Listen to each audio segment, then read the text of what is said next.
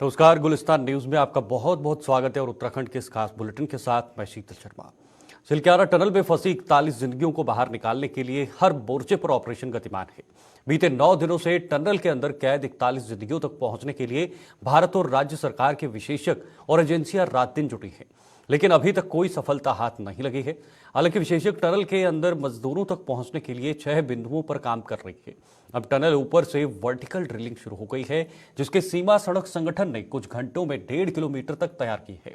विशेषज्ञों की माने तो सब कुछ ठीक ठाक रहा तो अभी भी 41 जिंदगियों तक पहुंचने में 30 घंटे ज्यादा समय लग सकता है। इस खबर पर हम पूरी जानकारी लेंगे, लेकिन बहुत ही ये खबर जो है ये दुखद खबर है। पिछले 9 दिनों से लगातार जो फंसे हुए मजदूर हैं, 41 की ये संख्या है, इनको निकालने की हर मुमकिन कोशिश जो है वो राज्य सरकार और केंद्र सरकार द्वारा की जा रही है, लेकिन फिलहाल कोई सफलता हाथ नहीं लगी है। लेकिन अब देखना होगा कि कब तक इनको बाहर निकाला जा सकता है, क्या मशीनें जो हैं ये पूरी तरह से साथ देंगी या नहीं, इस पर हम अपडेट लेंगे। क्योंकि हमारे साथ इस वक्त हमारे संवाददाता जुड़ गए हैं, धनराज गर्ग हैं। धनराज जी, जरा ये अभी की अपडेट बताइए, सुबह की क्या अपडेट थी और अभी अगर सुबह से अभी तक की बात करें तो क्या कुछ वहां पर तस्वीर बदलती हुई दिखाई दे रही है? जी बिल्कुल शीतल, देखिए जिस तरीके से पिछले 9 दिनों से 41 जिंदगियां कहीं ना कहीं जिंदगी और मौत के बीच जूझ रही हैं, क्योंकि जो टनल का हिस्सा है वो धंसता हुआ नजर आया था और जिसके बाद से लगातार वहां पर जो रेस्क्यू अभियान है वो लगातार जारी है। और अभी तक देखा जाए तो जो चौथी मशीन है वो भी कार्य करना शुरू कर दिया है, क्योंकि सुबह हमने देखा कि जो मशीन थी वो पहुंच चुकी थी और अभी तक कार्य शुरू नहीं किया था, लेकिन अब जो चौथी मशीन की बात यदि हम करें तो उसने कार्य करना शुरू कर दिया और अभी तक देखा जाए तो कोई सफलता अभी तक हाथ नहीं लगी है। और देखेगा कि लगातार जो राज्य सरकार है या फिर केंद्र सरकार है, लगातार रेस्क्यू अभियान में कहीं ना कहीं जो टीमें हैं वो लगातार जुटी हुई हैं और केंद्र सरकार भी लगातार उस पर अपनी नजर बनाए हुए है। क्योंकि कल ही आपने देखा कि नितिन गडकरी उत्तरकाशी पहुंचे थे, मुख्यमंत्री पुष्कर सिंह धामी उनके साथ पहुंचे थे और उन्होंने पूरा जायजा वहां का लिया है और पूरी समीक्षा भी की है कि आखिर किस तरीके से 41 जिंदगियों को बाहर निकाला जा सके। लेकिन अभी ये कहना बड़ा मुश्किल होगा कि आखिर कब तक ये जिंदगियां जो 41 फंसी हुई हैं कब तक इनको बाहर निकाल लिया जाएगा, क्योंकि अभी भी जो देखा जाए रेस्क्यू कार्य तो जारी है, लेकिन उसमें अभी बहुत समय लग रहा है। लेकिन धनराज, अलग अलग प्रयोग करने की कोशिश की जा रही है सरकार द्वारा, क्या वो प्रयोग अभी तक सफल हो पा रहे हैं? जी बिल्कुल, देखिए जिस तरीके से देखा जाए अभी तक 3 मशीनें लगाई गई हैं और तीनों ही मशीनें जो थी वो विफल होती हुई नजर आई थी और जो प्रयोग लगातार विशेषज्ञों के द्वारा किए जा रहे हैं वो भी कहीं ना कहीं विफल होते हुए नजर आ रहे हैं। लेकिन अब एक नया प्लान तैयार किया गया है, विशेषज्ञ पहुंचे हैं वहां पर, विशेषज्ञ पहले से ही वहां पर कहीं ना कहीं केंद्र सरकार के द्वारा भी भेजे गए थे और जो प्रयोग अब किया जा रहा है उसमें 6 तरीके से प्लान बनाया जा रहा है, यानी कि 6 जगह से रास्ता सुरंग के अंदर जाने के लिए बनाया जा रहा है। हालांकि अभी कोई भी रास्ता का काम अभी शुरू नहीं किया गया है, लेकिन जो प्लान पूरा तैयार किया गया है उसी प्लान के तहत अब कार्य किया जाएगा और माना ये जा रहा है कि 30 से 32 घंटे इन मजदूरों तक पहुंचने में लगेंगे और जल्द से जल्द उनको बाहर निकाला जाएगा। तो लेकिन जो अभी कार्य चल रहा है, जो प्रकरण चल रहा है, क्योंकि उसमें भी कहना है कि अगर 30-32 घंटे हमें तब लगेंगे जब कार्य सही से हो, कार्य में कोई बाधा ना हो, तो क्या संभावनाएं हैं कि क्या कार्य में कोई बाधा होने की कोई संभावनाएं हैं जिस तरह से पहले हुई थी, खास तौर पर मशीनों के नजरिए से देखा जाए तो? जी शीतल, बिल्कुल देखिए जिस तरीके से देखा जाए यदि कोई बाधा नहीं आती है तो लाजमी है कि 30 घंटे के अंदर उन मजदूरों को बाहर निकाल लिया जाएगा, लेकिन बाधाएं इस तरीके के सामने आ रही हैं कि कभी मशीन खराब हो जा रही है तो कभी मलबा ऊपर से आ जा रहा है और उस कारण कहीं ना कहीं बाधा जरूर रेस्क्यू अभियान में पड़ रही है। लेकिन जो टीमें हैं और जो विशेषज्ञ हैं वो लगातार उस कार्य में लगे हुए हैं और उम्मीद यही जताई जा रही है कि आगे आने वाले समय में कोई बाधा ना हो। उसको देखते हुए कहीं ना कहीं जो एक स्प्रे है वो भी किया गया है ताकि जो मलबा है वो नीचे ना आ पाए और उस स्प्रे के माध्यम से कहीं ना कहीं उस मलबे को इस तरीके से भूस्खलन को रोकने की कोशिश जरूर की जाएगी। तो माना यही जा रहा है कि आशा ये जताई गई है कि आगे आने वाले समय में कोई बाधा ना हो तो जल्दी ही उन मजदूरों को बाहर निकाल लिया जाएगा। ठीक है धनराज जी, बहुत बहुत शुक्रिया आपका ये जानकारी देने के लिए। तो उत्तरकाशी के सिलक्यारा में अभी भी जो है वो मामला लटका हुआ है, अब देखना होगा कि कब तक इस मामले को हल किया जाएगा। आगे बढ़ते हैं, उत्तरकाशी के सिलक्यारा में टनल हादसे में लगातार जो है वो रेस्क्यू काम जारी है। अब देखना होगा कि कब तक उत्तराखंड के सिलक्यारा में जो टनल हादसे में फंसे हुए 41 लोग हैं उनको सुरक्षित बाहर निकाला जाएगा, उसको लेकर प्रयासरत हैं। फिलहाल आपको बता दें अब कई जगह से ड्रिलिंग का काम किया जा रहा है ताकि मजदूरों को जल्द से जल्द बाहर निकाला जा सके। वहीं केंद्रीय सड़क परिवहन मंत्री नितिन गडकरी और मुख्यमंत्री पुष्कर सिंह धामी ने एक बार फिर से टनल का निरीक्षण किया है। साथ ही राहत और बचाव कार्य में तेजी लाने के निर्देश दिए हैं। सीएम धामी ने कहा कि जितने भी विकल्प हैं उन सभी विकल्पों पर काम हो रहा है और सभी विशेषज्ञों की टीम काम कर रही है। सीएम ने कहा कि जो भी विशेषज्ञ हैं वो लगाए जा रहे हैं और प्रधानमंत्री नरेंद्र मोदी के निर्देशन में उनके मॉनिटरिंग में लगातार इस पर काम चल रहा है। सीएम ने कहा कि श्रमिक भाइयों का जीवन बचाना हमारी पहली प्राथमिकता है। उनको बाहर निकालने के लिए राज्य सरकार हर संभव कोशिश कर रही है। जितनी भी एजेंसी है वह एजेंसियों से मदद ली जा रही है। सभी प्रकार के जितने भी विकल्प हैं उन सभी विकल्पों पर काम हो रहा है और सभी विशेषज्ञों की टीमें यहाँ पर काम कर रही है। जितनी भी विशेषज्ञता है सभी लगाई जा रही है। हमारे प्रधानमंत्री आदरणीय नरेंद्र मोदी जी के निर्देशन में, उनकी मॉनिटरिंग में लगातार इस पर काम चल रहा है। श्रमिक भाइयों का जीवन बचाना हमारी पहली प्राथमिकता है। उनको बाहर निकालना, उस काम के लिए राज्य सरकार हर संभव जितनी भी एजेंसी हैं उन एजेंसियों को संपूर्ण मदद देने के लिए तैयार है। संपूर्ण मदद दी जा रही है। हम भगवान से प्रार्थना करते हैं कि जल्दी से जल्दी वो आएँ, क्योंकि उनका वास्तव में समय बीतने के साथ साथ उनकी परेशानियां बढ़ रही हैं और पारिवारिक जनों के ऊपर भी जिस प्रकार का वो महसूस कर रहे होंगे, जिस प्रकार की परेशानी है उसको महसूस किया जा सकता है। हमारा प्रयास है कि जल्दी से जल्दी उनको बाहर निकाला जाए। उस काम को हर तरीके से करने का काम हो रहा है। सर, एक बार आज दोबारा आप जा रहे हैं विजिट के लिए, किस तरीके से आप देखिए, वहाँ वैसे तो विशेषज्ञ सभी काम कर रहे हैं। हम लोग ये कोशिश करते हैं कि वहाँ पर कम से कम बीच में जाया जाए, डिस्टर्बेंस कम से कम हो। लेकिन चूँकि मौके पर परिजन भी आए हुए हैं, अन्य लोग भी आए हैं, एजेंसियाँ भी काम कर रही हैं और आज भारत सरकार के माननीय मंत्री नितिन गडकरी जी भी आ रहे हैं, तो मैं उनके साथ वहाँ जा रहा हूँ। सिलक्यारा में फंसे टनल में कुछ व्यक्तियों को निकालने के लिए प्रशासन और सरकार पूरी तरह से निगरानी बनी हुई है। राज्य सरकार से केंद्र सरकार तक वहां से मजदूरों को निकालने की हर कोशिश की जा रही है। वहीं आपको बताना चाहेंगे, सरकार द्वारा टनल के भीतर फंसे श्रमिकों को बचाने के लिए 5 विकल्पों पर कार्य किया जा रहा है और सरकार द्वारा चलाए जा रहे रेस्क्यू ऑपरेशन को लेकर कांग्रेस ने सरकार पर निशाना साधा है। कांग्रेस नेता थलीसैंण के विधायक गणेश गोदियाल ने सरकार के प्रयास नाकाफी बताए हैं। उन्होंने सरकार को आड़े हाथों लेते हुए कहा कि श्रमिकों को बचाने के लिए सरकार में न तो इच्छा शक्ति नजर आ रही है और न ही समर्थन। 9 दिन बीत जाने के बाद भी सरकार श्रमिकों को टनल से बाहर निकालने में असमर्थ नजर आ रही है। एक सप्ताह से भी अधिक का समय बीत गया है, बल्कि मैं समझता हूं कि 10 दिन से अधिक का समय बीत गया है। उत्तरकाशी के सिलक्यारा में निर्माणाधीन टनल में 40 मजदूर आज तक फंसे हुए हैं। मैंने तात्कालिक रूप में उस दिन ये कहा था कि अभी इस पर कुछ रिएक्ट बहुत इस रूप में नहीं किया जा सकता कि सरकार के प्रयासों में कोई कमी हो। उस दिन मैंने ये कहा था, लेकिन मैंने ये कहा था कि सरकार को तत्काल इसमें प्रयास करने चाहिए। आज इतना समय बीत जाने के बाद ये कहने पर मजबूर होना पड़ रहा है कि सरकार के पास न इच्छा शक्ति दिखती है और सरकार के पास न सामर्थ्य दिखती है।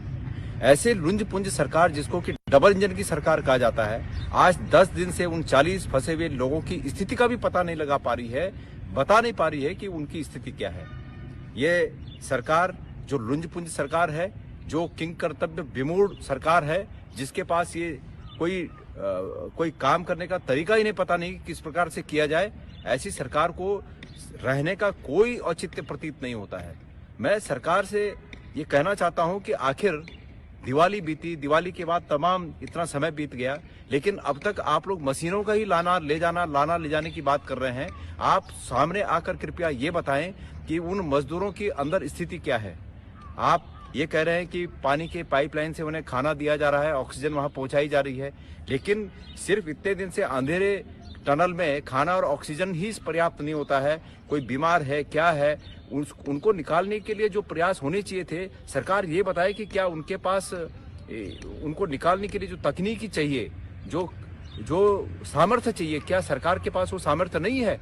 और अगर सरकार ऐसा कहती है कि उनके पास सामर्थ्य नहीं है, तो और भी इस तरह से बातें हो सकती हैं। लेकिन सरकार को चिंता करके तत्काल इस पर अपना रिएक्शन देना चाहिए। सरकार को आज इस पर प्रेस करनी चाहिए, सामने आकर इस बात को बताना चाहिए। हमें ये कहा गया, सरकार के द्वारा ये कहा जाता है कि बाहर के मजदूर हैं। इस बात को जोर देके कहा जाता है कि बाहर के मजदूर हैं। मैं सरकार को बताना चाहता हूं, कहीं के भी मजदूर हों, लेकिन वो भारत के मजदूर हैं, भारत के नागरिक हैं। और हमारे भाई जो अन्य प्रदेशों में काम करते हैं वो भी यहाँ जाकर बाहर काम करते हैं। हमें इन मजदूरों की चिंता करनी है ताकि बाहर काम कर रहे हमारे भाइयों की भी वहाँ की सरकारी चिंता कर सकें। ऋषिकेश के नरेंद्र नगर थाना क्षेत्र में एक ट्रक जो है वो खाई में गिर गया, जहां पर एक ड्राइवर की दर्दनाक मौत हो गई है। इस हादसे में ट्राला चालक की मौके पर ही मौत हो गई है। ट्राले में उत्तरकाशी के टनल में फंसे मजदूरों को रेस्क्यू करने के लिए मशीन देहरादून से ले जाई जा रही है। इस हादसे में ट्रॉले में रखी एक मशीन भी क्षतिग्रस्त हो गई है। पुलिस ने मामला दर्ज कर हादसे की जांच भी शुरू कर दी है।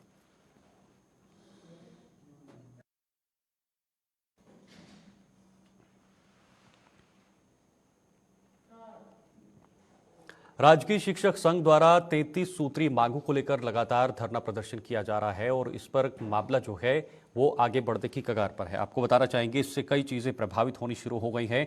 सबसे पहले स्कूलों में 90% प्रभारी प्रधानाचार्य के पद छोड़े जाने से प्रधानाचार्य का कार्य कई स्कूलों में प्रभावित हो गया है। वहीं जिन शिक्षकों के द्वारा खेल विभाग के द्वारा आयोजित होने वाले खेल महाकुंभ में शिरकत कर खेल महाकुंभ को पूरा करवाया जाना था, उनके द्वारा खेल महाकुंभ में शिरकत न किए जाने की वजह से खेल महाकुंभ की आयोजन पर ब्रेक लग गई है।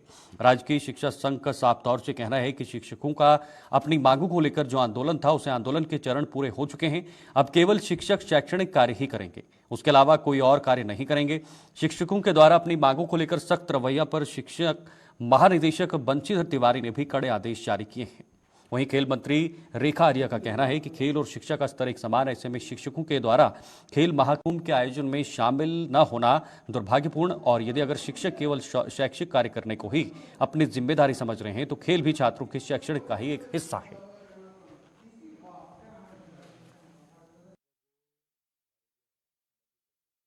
प्रधानाचार्य ने जो परिवार था वो त्याग दिया है संगठन के कहने पर। और रही वेतन कटौती की बात, तो वेतन तो किसी दशा में काट ही नहीं सकते हैं। जो विभाग शासन का जो निर्देश था, जो शासनादेश थे, हम उसी शासनादेश के तहत काम कर रहे हैं। शासन का निर्देश था कि बीएलओ ड्यूटी नहीं करेंगे, तो हम नहीं कर रहे हैं। हमारे विभाग का आदेश था कि जो खेल महाकुंभ है उसमें राज्य के जो शिक्षक के सदस्य हैं वो प्रतिभाग नहीं करेंगे, हम वो नहीं कर रहे हैं। जो हमारे आदरणीय महानिदेशक जी ने उन्होंने कहा कि बोर्ड परीक्षाएं प्रभावित होंगी, तो हमने तो पहले स्पष्ट कहा कि जितने भी छात्र से संबंधित कार्य होंगे वो कतई प्रभावित नहीं होंगे। प्रैक्टिकल होंगे तो हम प्रैक्टिकल कराएंगे, जो परीक्षाएं होंगी हम सुचारू रूप से परीक्षाएं कराएंगे। रही परिवार की बात, गलत तर्क देके गुमराह किया जा रहा है शिक्षकों को या समाज को। परिवार क्षणिक होता है, परिवार 15 दिन, ज़्यादा से ज़्यादा 1 महीना, ये तो दीर्घकालीन कम से कम 6-6 साल से 7-7 साल से शिक्षक बिना डीडीओ पावर के और बिना वेतन के परिवार संभालें, जो बहुत गलत है, जिसका सीधा प्रभाव उनके शिक्षण कार्य पर पड़ता है। और उसके बाद उनका जब परीक्षा फल खत्म होता है तो विभाग उनके प्रतिकूल प्रविष्टि करता है, उनकी जो वेतन वृद्धि उसे रोक देता है, तरह तरह का उत्पीड़न करता है। तो शिक्षक तो ठीक उन्हीं बातों का अनुपालन कर रहा है जो दिशा निर्देश शासन और विभाग के द्वारा शिक्षकों को दिए गए। स्पष्ट रूप से बता दें कि कोई भी सरकारी कर्मचारी किसी काम को करने से मना नहीं कर सकता है।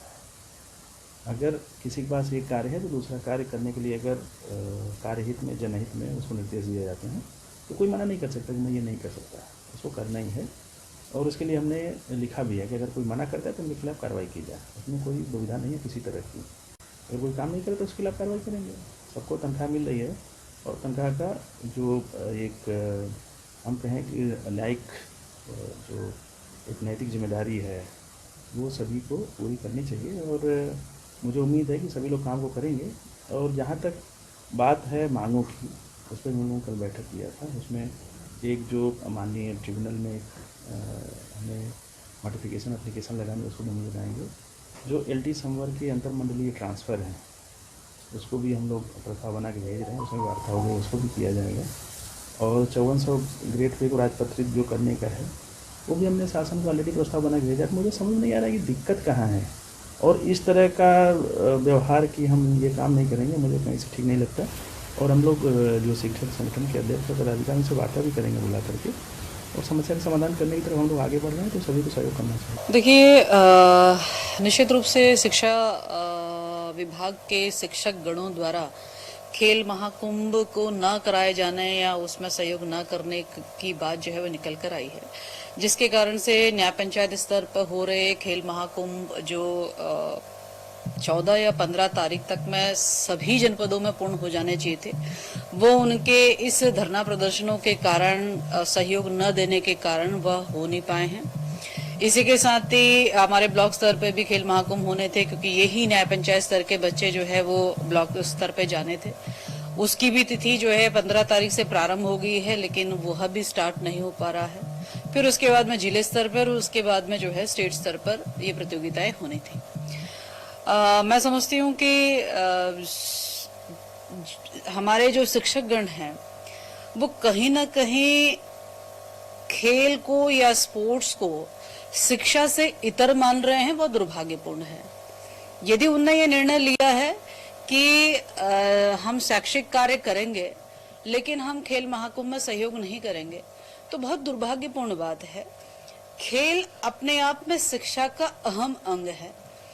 खेल के माध्यम से ही हमारा बच्चा पूर्णतः शैक्षिक स्तर को ग्रहण करने लायक, मानसिक रूप से फिजिकली फिट बनता है। जो बच्चे स्कूल में अध्ययनरत हैं उन्हीं के लिए ये सारी प्रतियोगिताएं रखी गई हैं। वो उनके शैक्षणिक सत्र का भी अहम हिस्सा है और खेल महाकुंभ के मैंडेट में भी पहले से यह व्यवस्था है कि शिक्षा विभाग के शिक्षकगण उसमें सहयोग करेंगे। आज नहीं हो पाने के कारण निश्चित रूप से एक असहज स्थिति उत्पन्न हुई है। खेल हतोत्साहित हो रहा है। बच्चों के स्वास्थ्य से भी मैं समझती हूँ कहीं ना कहीं इसमें खिलवाड़ हो रहा है। आगामी समय में हमें 38वें राष्ट्रीय खेलों का आयोजन भी करना है। इन्हीं बच्चों ने आगे चल के उन प्रतियोगिताओं में प्रतिभाग भी करना है।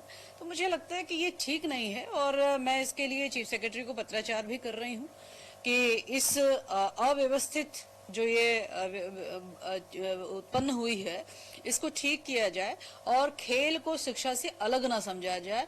खेल या स्पोर्ट्स शिक्षा के और सब्जेक्ट के साथ ही उतना ही महत्वपूर्ण है, इसलिए उसका अंग मानते हुए इसको कराना सुनिश्चित करें। इस प्रकार का जो है पत्राचार चीफ सेक्रेटरी के साथ किया जा रहा है और मुझे उम्मीद है कि जल्द इसका समाधान निकलेगा और खेल महाकुंभ जो न्याय पंचायत स्तर पर होने, ब्लॉक स्तर पर होने अथवा जो जिले या स्टेट स्तर पर होने हैं, फिर वो हम लोग भी प्रारंभ कर पाएंगे। निश्चित रूप से आज प्रभावित हुआ है, लेकिन मैं प्रयासरत हूँ कि जल्द समाधान निकले इसका। पड़ा तो रही। आगे बढ़ते हैं। इन्वेस्टर्स समिट को लेकर एमडीडीए ने तेजी से काम शुरू किया है। देहरादून शहर में वॉल पेंटिंग का काम शुरू किया जा रहा है, वहीं साइनेज का काम भी तेजी से किया जा रहा है। एनडीडीए के वीसी बंशीधर तिवारी के अनुसार अगले 15 दिनों में सभी कार्यों को खत्म किया जाएगा।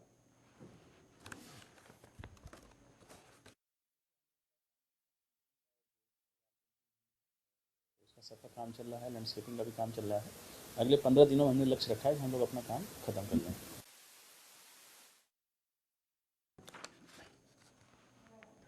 इधर खड़ीमा विधानसभा क्षेत्र की बकुलिया ग्राम सभा में सड़क की डामरीकरण की गुणवत्ता पर स्थानीय लोगों ने सवाल उठाए हैं। ग्रामीणों का आरोप है कि डामरीकरण के कार्य में मानक के आधार पर खर्च नहीं किया जाएगा। ग्रामीणों के समर्थन में अब स्थानीय विधायक भुवन कापड़ी भी आ गए हैं। स्थानीय विधायक भुवन कापड़ी ने बताया कि करीब 15 वर्षों के बाद इस सड़क में डामरीकरण का कार्य हो रहा है, लेकिन गुणवत्ता की कमी के कारण ग्रामीणों ने शिकायत की है, जिस पर लोक निर्माण विभाग के अधिकारियों को ध्यान देने की आवश्यकता है। उन्होंने कहा कि अधिकारियों को चाहिए कि कार्य की गुणवत्ता जांच कराई गए और गुणवत्तापूर्ण कार्य किया जाए।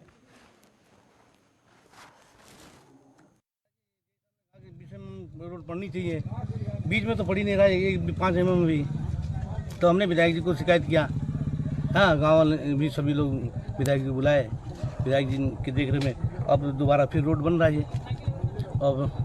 अब जहाँ तक है ये कि अब सही रोड बनेगा ना। और ये गांव वालों की बड़ी शिकायत है कि यहाँ पे रोड खराब बन रहा है। डामरीकरण हो रहा था, पहले भी मैं आया था। 15 साल बाद ये रोड बन रहा है, बड़े लंबे समय के बाद, बड़े प्रयासों से। तो इसमें बीच में जो है 20 mm माल नहीं पड़ रहा था और ग्रामीणों ने शिकायत करी, बीच में उखड़ भी रहा था। तो मैंने जो यहाँ के जेई हैं उनको ही बुलाया, ठेकेदार को ही बुलाया, हमारे ग्रामीण सब हैं, यहाँ के प्रधान हैं, सब लोग देख रहे हैं और दोबारा जहाँ जहाँ नहीं बनाया वो दोबारा बना रहे हैं। और गांव वालों से भी मेरा ये कहना है कि सब लोग जो है जागरूक रहें। जब रोड बनती है तो वो जिम्मेदारी गांव के लोगों की भी होती है कि वो पुख्ता बने, अच्छी बने। और आपकी ये जागरूकता ये है कि जो यहाँ पर लीपापोती नहीं हो पाई है, अभी सारे अधिकारी आए हुए हैं, सबसे कहा है और दोबारा से रोड बन रही है और प्रधान जी और ग्रामीण की देखरेख में ये आगे को बनेगी। धर्मनगरी हरिद्वार में छठ पर्व को लेकर हरिद्वार में हरकी की पौड़ी सहित अन्य घाटों पर छठ पूजा करने के लिए श्रद्धालुओं का तांता लगा रहा है। बिहार, उत्तर प्रदेश व पूर्वांचल के लोग पर्व छठ पूजा महोत्सव में हरिद्वार ऋषिकेश में गंगा घाटों पर हजारों की संख्या में व्रत करने वाले महिलाओं और पुरुषों ने डूबते सूरज को अर्घ्य देकर पूजा अर्चना की। डूबते हुए सूर्य को अर्घ्य प्रदान करने के साथ छठ पूजा का तीसरा चरण भी पूरा हो गया है। छठ व्रत 4 दिन का व्रत होता है। नहा खा से शुरू होता है, जिसमें सुबह खाना एक बार खाना करता है, फिर शाम को खाते हैं, फिर नेक्स्ट डे पूरा फास्टिंग रहते हैं। शाम को फिर खीर और पूड़ी खरना बोलते हैं जिसको, सेकेंड डे। थर्ड डे आज हो गया जो अर्घ दे रहे हैं, डूबते हुए सूर्य को अर्घ देते हैं, इसलिए इसकी मान्यता सबसे ज़्यादा है। महापर्व इसलिए बोलते हैं इसको, क्योंकि डूबते हुए सूर्य को कोई नमस्कार नहीं करता।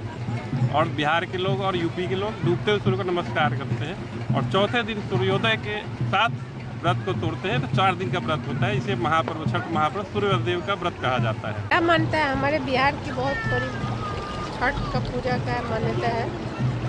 इसके लिए हरिद्वार में करने का मौका मिला, भगवान की नगरी में।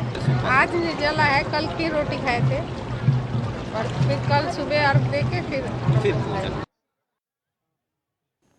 तो एक कोटद्वार थाना क्षेत्र के अंतर्गत उत्तर प्रदेश की वन सीमा से सटे झंडी चौड़ पूर्वी में उस समय हड़कंप मच गया जब लोगों ने सड़क किनारे संदिग्ध परिस्थितियों में एक व्यक्ति का शव को देखा है। लोगों ने इसकी सूचना पुलिस को दी। पुलिस ने मौके पर पहुंचकर शव का पंचनामा कर जांच शुरू की। मृत व्यक्ति की शिनाख्त नहीं हो पाई है।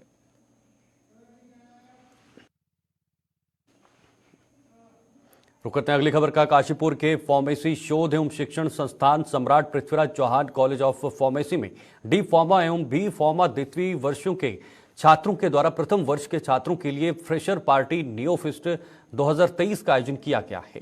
कार्यक्रम का शुभारंभ मुख्य अतिथि जसपुर विधायक आदेश चौहान, भाजपा के वरिष्ठ नेता दीपक बाली, संस्थान के managing director Mahesh Singh Chauhan, chairman Gopal Singh Chauhan एवं निदेशक प्रोफेसर डॉक्टर कपिल कुमार ने मां सरस्वती के समक्ष दीप प्रज्वलित कर किया है। फ्रेशर पार्टी नियोफेस्ट 2023 में प्रथम एवं द्वितीय वर्ष के छात्रों के द्वारा रंगारंग सांस्कृतिक कार्यक्रम प्रस्तुत किए गए। देखिए, आज बड़ा खुशी का माहौल है कि आज हमारे Samrat Prithviraj Chauhan group of institution में जो हमारा फार्मेसी विभाग है उसमें बैचलर फार्मेसी एवं डिप्लोमा फार्मेसी की फ्रेशर पार्टी का आयोजन हो रहा है। और बच्चे बड़े धूमधाम से, बड़े उत्साह के साथ इस प्रोग्राम में अपना हिस्सा ले रहे हैं। इसमें हमारे फार्मेसी विभाग के डायरेक्टर साहब डॉक्टर कपिल चौहान जी एवं समस्त स्टाफ 2-3 दिन से बड़ी अच्छी तैयारियों में जुटे हुए हैं। और इसके साथ इनका सहयोग हमारे नर्सिंग विभाग के एवं जो बीए विभाग है उसके टीचर हमारे काफ़ी सहयोग कर रहे हैं। और क्षेत्र से तमाम सारे गणमान्य व्यक्तियों को बुलाया गया है। इसमें जसपुर से विधायक हमारे बड़े भाई माननीय आदेश चौहान जी एवं भाजपा के वरिष्ठ नेता माननीय दीपक बाली जी और इस तहसील काशीपुर के एसडीएम साहब, उप जिलाधिकारी जी श्री अभय प्रताप सिंह जी, ये सभी लोग यहाँ आ रहे हैं और हमारे बच्चों का मार्गदर्शन करेंगे। इसके साथ साथ मीडिया विभाग से हमारे सभी चैनल्स के मीडिया बंधुओं का मैं आभार व्यक्त कर रहा हूँ कि उन्होंने आकर जो हमारे कॉलेज की कवरेज की है, बच्चों का उत्साहवर्धन किया है। और पहले भी आप लोग आते रहे हैं, आप आगे भी इसी तरीके से हमारा सहयोग करते रहिए। और जो शिक्षा का प्रचार प्रसार है उसमें हमारा आप सहयोग कीजिए। हमारे जो बच्चे हैं बहुत ही बढ़िया तरीके से पढ़ाई कर रहे हैं और स्पोर्ट का भी बहुत अच्छा नॉलेज है बच्चों को। और बाकी आप सांस्कृतिक प्रोग्राम हमारे साथ देखिएगा। आज बड़े हर्ष का विषय है कि Samrat Prithviraj Chauhan college of pharmacy विभाग में नए प्रवेशित बच्चों का स्वागत समारोह है, जिसमें डी फार्म एवं बी फार्म के बच्चों का स्वागत किया जाएगा। इसके स्वागत के लिए मुख्य अतिथि माननीय विधायक जसपुर आदेश चौहान जी एवं दीपक बाली जी मौजूद हैं। मैं सभी छात्र छात्राओं के उज्जवल भविष्य की कामना करता हूं, आशीर्वाद देता हूं कि बच्चे पढ़ लिख कर यहाँ से विश्व स्तर पर अपने कॉलेज का, अपने प्रदेश का, अपने माता पिता का नाम रोशन करें। हमारा जो नया बैच आया है B pharm Samrat Prithviraj Chauhan college of pharmacy में बैचलर फर्स्ट ईयर का, तो सर उसमें जो जितने भी बच्चे हैं उन सबका हम वेलकम कर रहे हैं और उनको इनवाइट कर रहे हैं उनके ब्राइट फ्यूचर के लिए। गुड विशेस देंगे उनको हम और उनके अच्छे फ्यूचर की कामना करेंगे। सर आज के हमारे जो चीफ गेस्ट हैं, अलग अलग हमारे चीफ गेस्ट आ रहे हैं, उन सबको हम वेलकम करेंगे यहाँ पर चीफ गेस्ट को भी। और सर ये न्यू फेस्ट 2023 जो है हमारा इस प्रोग्राम का नाम रखा जाएगा। पूर्व मुख्यमंत्री त्रिवेंद्र सिंह रावत देवप्रयाग से पदयात्रा शुरू करेंगे। गढ़वाल संसदीय क्षेत्र के तहत सीता माता सर्किट की पदयात्रा वो करेंगे। 3 दिन तक चलने वाली उनकी पदयात्रा देवप्रयाग से शुरू होकर पौड़ी के फलसवाड़ी तक जाएगी। पूर्व मुख्यमंत्री त्रिवेंद्र सिंह रावत ने यात्रा के भ्रमण कार्यक्रम की जानकारी देते हुए बताया कि वह बुधवार 22 नवंबर को देवप्रयाग संगम पहुंचकर पूजा अर्चना करेंगे। उसके बाद वह रघुनाथ मंदिर देवप्रयाग में पूजा करने के बाद पदयात्रा शुरू करेंगे। देवप्रयाग के रघुनाथ मंदिर से वह बाजार, विद्याकोटी, नाग मंदिर होते हुए रायका माता चौरी जाएंगे। वहां से वह मछियाली पौड़ी पहुंचकर रात्रि विश्राम करेंगे। अगले दिन गुरुवार को त्रिवेंद्र मुछियाली स्थित सीता माता मंदिर जाएंगे। यहां से घराकोट, जवाल खाल, धुड़ दौड़ी, डांडा पानी, कठड़ू, गैर, नवन, कांडाचार, देवलधार होते हुए लक्ष्मण मंदिर देवल पहुंचेंगे। वहीं 24 नवंबर को लक्ष्मण मंदिर देवल में पूजा करने के बाद कोरसाड़ा होते हुए सीता माता परिपथ सर्किट यात्रा के स्वागत समारोह में शामिल होंगे। फलसवाड़ी स्थित सीता माता समाधि स्थल में आयोजित कार्यक्रम में शामिल होने के बाद उनकी यात्रा का समापन हो जाएगा। मित्रों, जय श्री राम। आगामी 22 नवंबर प्रातः रघुनाथ मंदिर देवप्रयाग से और सीता परिपथ पदयात्रा का शुभारंभ होगा और ये यात्रा रघुनाथ मंदिर से प्रारंभ होकर बाहा बाजार, विदाकोटी, सीताकोटी और रात्रि विश्राम मुछाली गांव में होगा। अगले दिन ये यात्रा वाहनों से होगी और मुछाली में सीता माता मंदिर में प्रातः पूजा अर्चना के बाद जामला खाल, घुड़दौड़ी, डांडा पानी होते हुए रात्रि विश्राम श्री लक्ष्मण मंदिर देवल में होगा। 24 की प्रातः यात्रा लक्ष्मण मंदिर में पूजा अर्चना के बाद श्री वाल्मीकि आश्रम मंदिर और उसके पश्चात मनस्वार मेला फलसवाड़ी में, जहाँ सीता माता का एक छोटा सा मंदिर भी है, वहाँ पर सीता माता का जो समाधि स्थल है वहाँ पर इसका समापन होगा। चलिए इस खास बुलेटिन में दीजिए इजाजत। नमस्कार।